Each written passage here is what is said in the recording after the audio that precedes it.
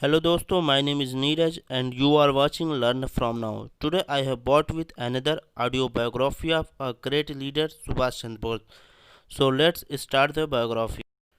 Subhash Chandra Bose was a great Indian nationalist. People even today know him by love for his country. This true Indian man was born on 23rd of January in 1897. Most noteworthy, he fought with bravery against the British rule. Subhash Chandra Bose was certainly a revolutionary freedom fighter. The participation of Subhash Chandra Bose took place with the civil disobedience movement. This is how Subhash Chandra Bose became part of the Indian independence movement. He became a member of the Indian National Congress. Also in 1939 he became the party president. However, this was for a short time only because of his resignation from his post. The British put Subhash Chandra Bose under house arrest. This was because of his opposition to British rule. However, due to his cleverness, he secretly left the country in 1941. He then went to Europe to seek help against the British. Most noteworthy, he sought the help of Russian and Germans against the British. Subhash Chandra Bose went to Japan in 1943. This was because the Japanese gave their agreement to his appeal for help. In Japan, Subhash Chandra Bose began the information of the Indian National Army. Most noteworthy, he did the information of provisional government. The Axis powers during the Second World War certainly recognized this provisional government. The Indian National Army attacked the northeastern part of India. Furthermore, this attack took place under the leadership of Subhash Chandra Bose. Also, the INA was successful in capturing a few portions.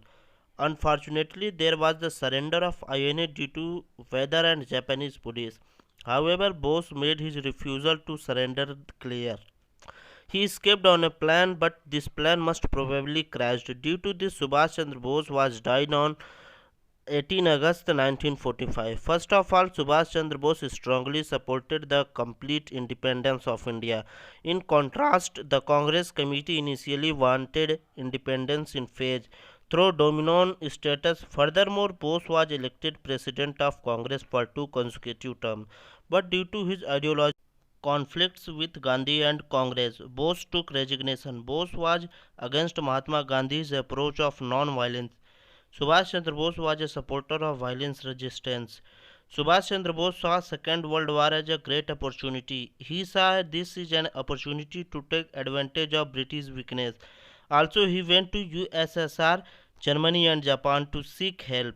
He led the INA to the fight against the British. Subhash Chandra Bose was a strong believer in Bhagavad Gita. It was his belief that Bhagavad Gita was a great source of inspiration for the fight against the British. He also held Swami Vivekananda's teaching in high esteem. In conclusion, Subhash Chandra Bose is an unforgettable national hero. He had tremendous love for his country.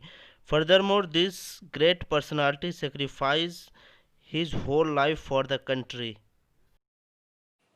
Thank you for watching this video. Please like and subscribe to my channel. Thank you very much.